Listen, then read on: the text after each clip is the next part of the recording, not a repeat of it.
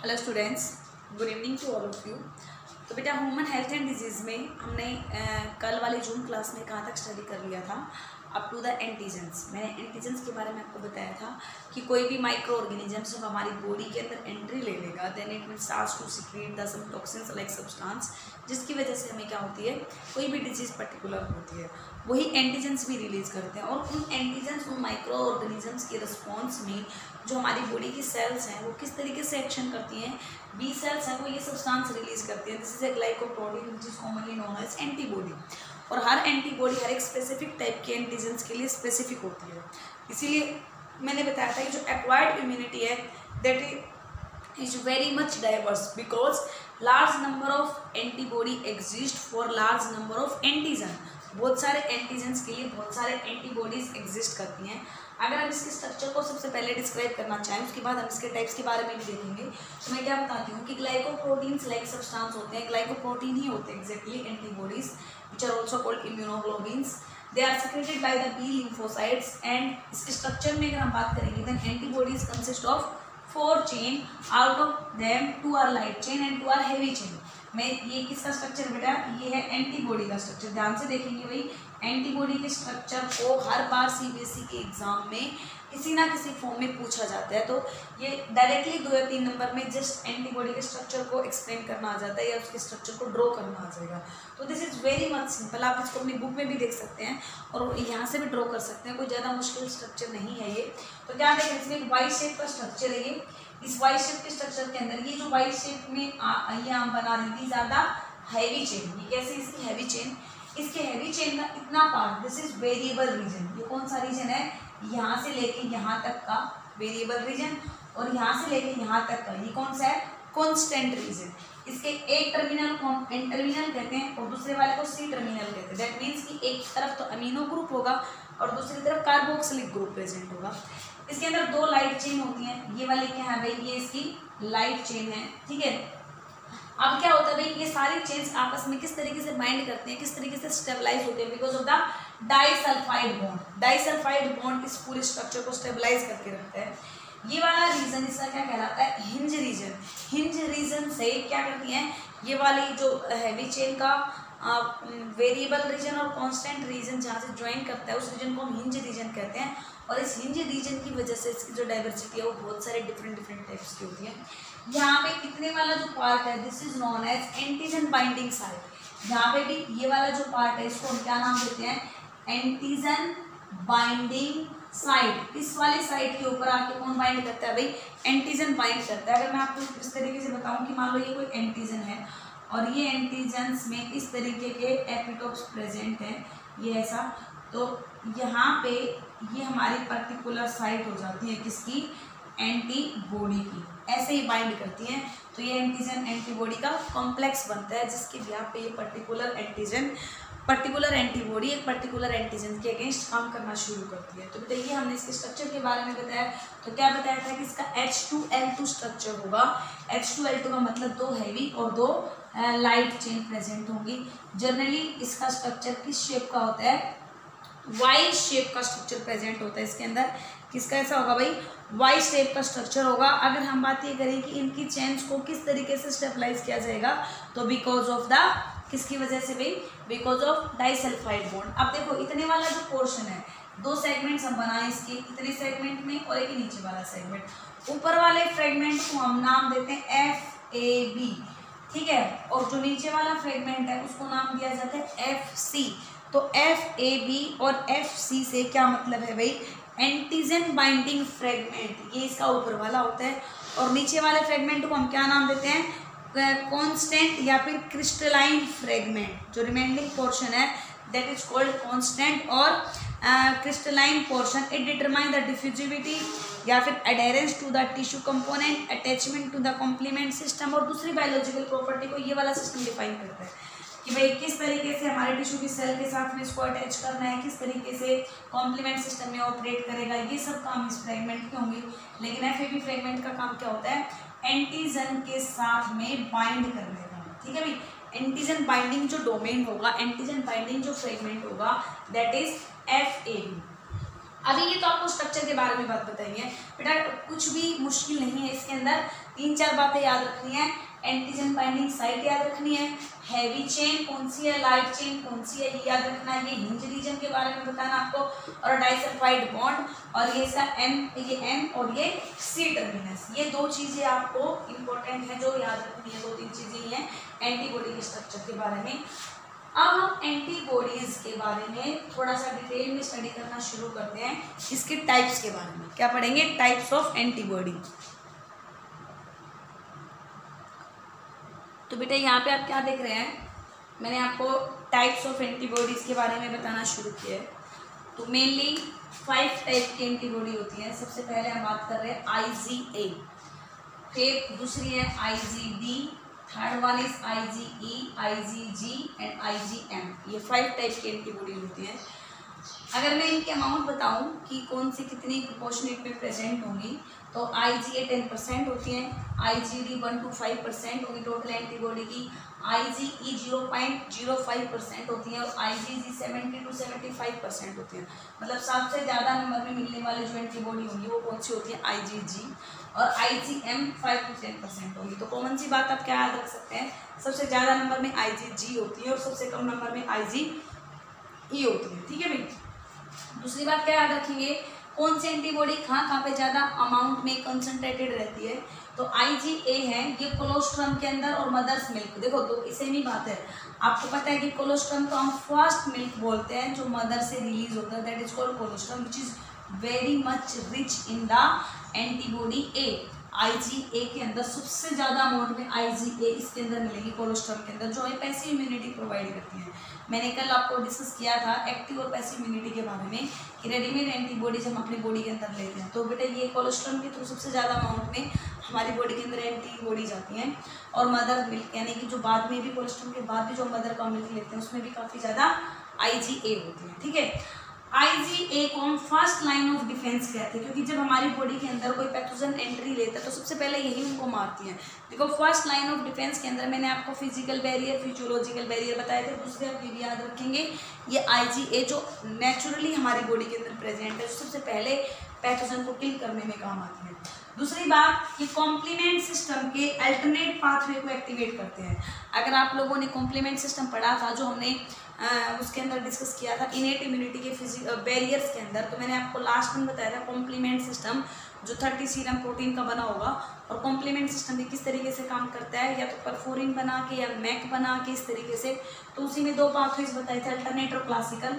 तो ये alternate pathway को एक्टिवेट करेंगे, और इनको हम सिक्रेटरी इम्यूनोग्लोबिन्स भी कहते हैं। क्या कहते हैं भाई? इनको हम सिक्रेटरी इम्यूनोग्लोबिन्स भी कहते हैं। ठीक है, क्योंकि जैसे कि आपको पता ही है कि जो सिक्रीशंस होती है हमारी बॉडी की उनमें फाउंड है, और टिश्यू फ्लूइड्स के अंदर जो माइक्रो ऑर्गेनिज्म एंटर करते हैं उनकी भी डेथ कोज करते हैं। सेकेंड बात आती है बेटा IgD के बारे में। IgD सीरम प्रोटीन्स के अंदर मिलता है, it is mainly found in the serum protein. और ये किनको एक्टिवेट कर देता है? ये B सेल्स को एक्टिवेट कर देगा।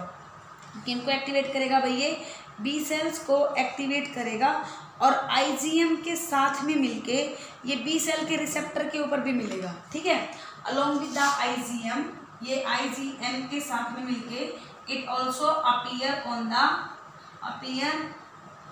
The receptor of B cell, उसके ऊपर भी देखने को मिलता है। ये टॉक्सिन्स और एलर्जेंस के अगेंस्ट इफेक्टिव रहेगा। तीसरी हम बात करते हैं IgE। IgE सबसे कम नंबर में मिलने वाले एंटीबॉडीज हैं। म्यूकस मेम्ब्रेन में, स्किन में और लंग्स में ज़्यादा अमाउंट के अंदर कॉन्सेंट्रेटेड रहेंगी। जनरली ये कब अपीयर होती है? जब भी हमें किसी एलर्जन से एलर्जी हो जाए, कोई डस्ट पार्टिकल है, कोई पोलन ग्रेन्स है, कोई भी दूसरा सब्सटेंस जिसकी वजह से हमारी बॉडी को एलर्जी है, उस केस में ये IgA अपीयर होंगे। और ये क्या करते हैं? स्टिमुलेट कर देती हैं बेसोफिल सेल्स को और मास्ट सेल्स को।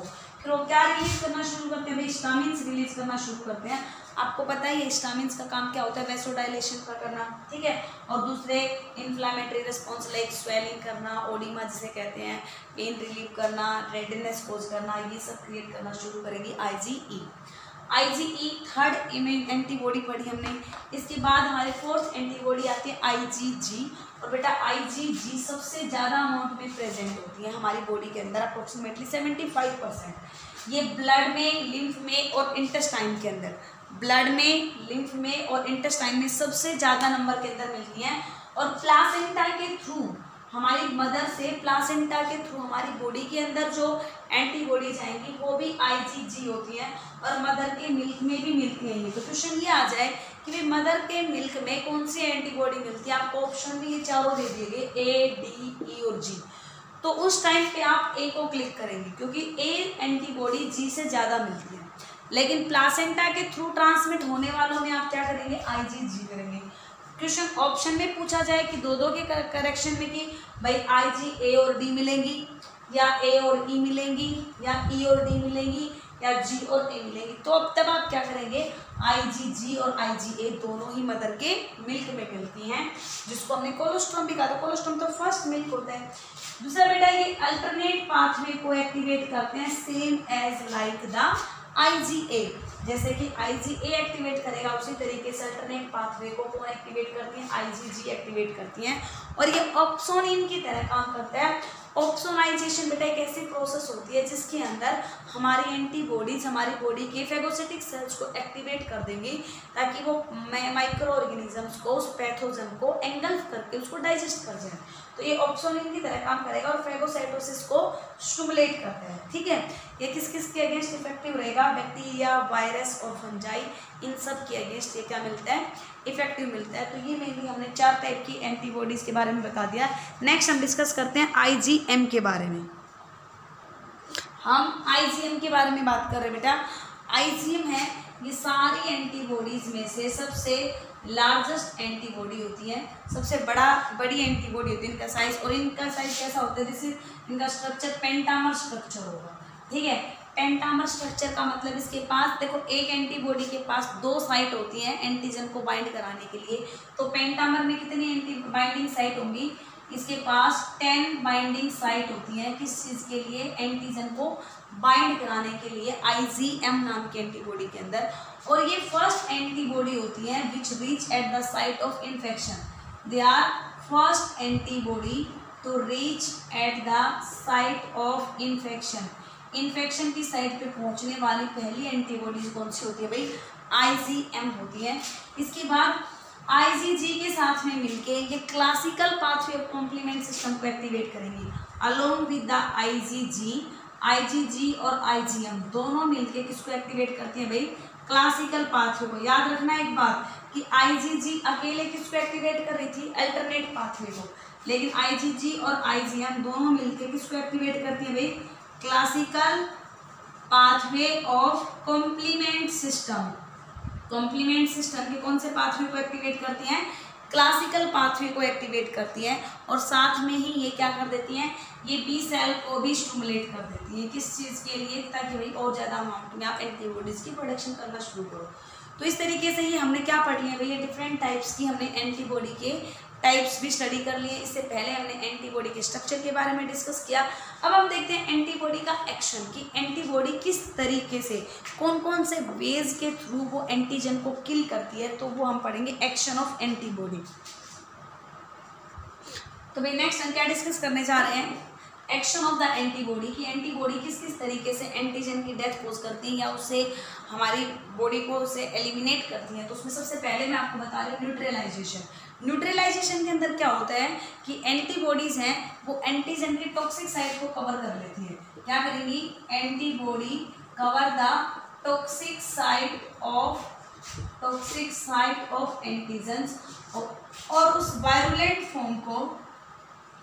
वायरुलेंट एंटीजन को नॉन वायरुलेंट एंटीजन के अंदर क्या कर देंगी, कन्वर्ट कर देती है। तो इस तरीके से जो डिजीज कोज करने वाला था उसको डिजीज ना कोज करने वाले के अंदर कन्वर्ट कर देंगी। और कुछ एंटीबॉडी तो किस तरीके से न्यूट्रलाइज करती हैं, दे एक्ट एज एंटीटॉक्सिन। और कुछ एक एंटीबॉडीज, अगर हम बात करेंगे, some antibodies act as antitoxin to remove the toxin और neutralise the effect of toxin.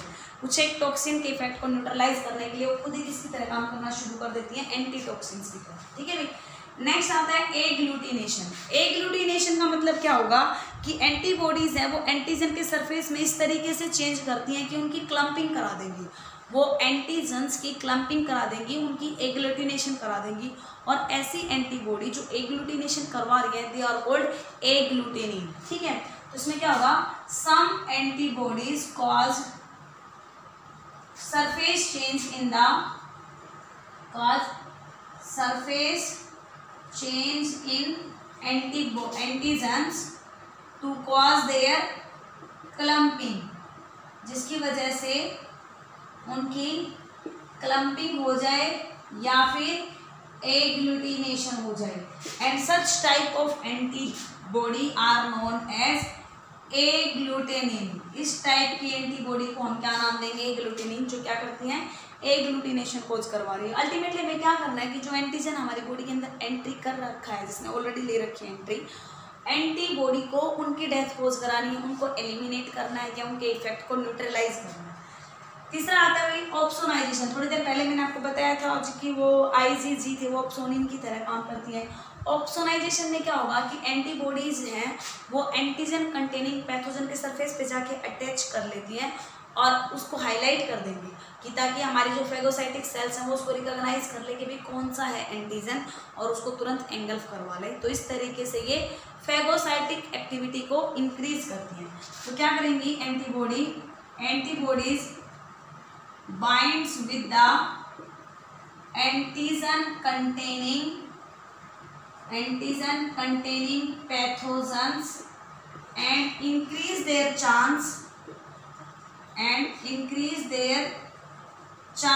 of recognition, और उनके रिकॉग्नाइजेशन के चांस इंक्रीज करवा देते हैं बाय द फेगोसिटिक सेल्स, कि ताकि फेगोसिटिक सेल्स हैं वो उनको इजीली रिकॉग्नाइज कर सकें और रिकॉग्नाइज करने के बाद वो फेगोसाइटोसिस की प्रोसेस को कैरी आउट कर सके। अब फेगोसिटिक सेल्स है वो उनको रिकॉग्नाइज कर रही तो ऑब्वियसली बात है क्या करेगी भाई, उनको एंगल्फ करेगी और एंगल्फ करके उनको क्या कर देती है, एलिमिनेट कर देती है बॉडी से। ठीक है, नेक्स्ट आते हैं भाई प्रेसिपिटेशन। प्रेसिपिटेशन के अंदर क्या होता है कि कई बार जो सोल्यूबल एंटीजेंस होते हैं उनको एंटीबॉडी पिकअप कर लेगी और उनका हैवी और इनसोल्यूबल कॉम्प्लेक्स बना देते हैं। तो sometimes antibody pickup soluble antigen and make its heavier complex and insoluble complex। ठीक है, ताकि वो हमारी बॉडी के फ्लूइड में इजी तरीके से सोल्यूबल करके और पूरी बॉडी में स्प्रेड ना करे, इस तरीके से वो उसका प्रेसिपिटेशन कर देंगे ताकि वो एक ही जगह पड़े रहें और वहाँ पे हमारी बॉडी की दूसरी सेल्स आके, इम्यून सेल्स आके उनको डिस्ट्रॉय कर सकें। और last one is lysis.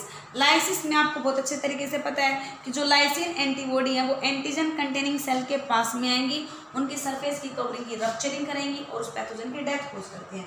Lysis के अंदर क्या होता है कि जो लाइसिन एंटीबॉडी हैं, lysin antibody they cause rupturing of cell membrane of pathogen. वो पैथोजन या एंटीजन की सेल मेम्ब्रेन को रप्चर कर देती है। वो आपको पता है परफोरिन के थ्रू कि उनकी मेम्ब्रेन के अंदर पोर क्रिएट करवा देंगे, जिसकी वजह से उसके अंदर वाटर की एंट्री करके स्वेलअप करके वो फाइनली ब्रस्ट कर जाता है। तो अल्टीमेटली क्या किया इन्होंने, इन कुछ तरीकों के through these are the some ways by which antibody eliminate the antigens और न्यूट्रलाइज देयर एक्शन, कि उनके काम को उन्होंने न्यूट्रलाइज कर दिया आइदर बाय द न्यूट्रलाइजेशन में तो सिंपली क्या होगा कि उनकी वायरुलेंट फॉर्म को नॉन वायरुलेंट बना दिया गया। एग्लूटिनेशन में सारे एंटीजेंस को क्लम्प करवा दिया गया, उनका एक गुच्छा बना दिया गया एग्लूटिनेशन के थ्रू। ऑप्सोनाइजेशन में फेगोसाइटोसिस को इनहांस कर दिया गया कि वो खुद जाके चिपक गई एंटीजन कंटेनिंग पैथोजन के साथ में, उसको हाईलाइट कर दिया ताकि हमारी बॉडी की मैक्रोफेजिस सेल्स हैं, मोनोसाइटिक सेल्स हैं, न्यूट्रोफिल सेल्स हैं, उनको रिकॉग्नाइज कर ले और उनको एंगल्फ कर ले। तीसरे में प्रेसिपिटेशन में क्या किया कि हैवी कॉम्प्लेक्स बनवा दिया गया, उनको इनसोल्यूबल कर दिया गया ताकि पूरी बॉडी में स्प्रेड ना करे। लास्ट में उनकी सेल के मेम्ब्रेन तो उसको डिस्ट्रॉय कर दिया, उसको रप्चर करवा दिया गया। दैट्स वाई उसकी जो पैथोजन की है वो डेथ कोज करती। ठीक है भाई, तो ये सब क्या थे कि एंटीबॉडी के एक्शन थे। तो हमने आज क्या क्या डिस्कस किया, आज हमने सिर्फ और सिर्फ एंटीबॉडी पढ़ी है, एंटीबॉडी के स्ट्रक्चर के बारे में डिस्कस किया, देन हमने एंटीबॉडी के टाइप्स एंड फाइनली एंटीबॉडी के एक्शन को यहाँ तक आप लोग स्टडी कर लें आज इस वीडियो। Thank you students.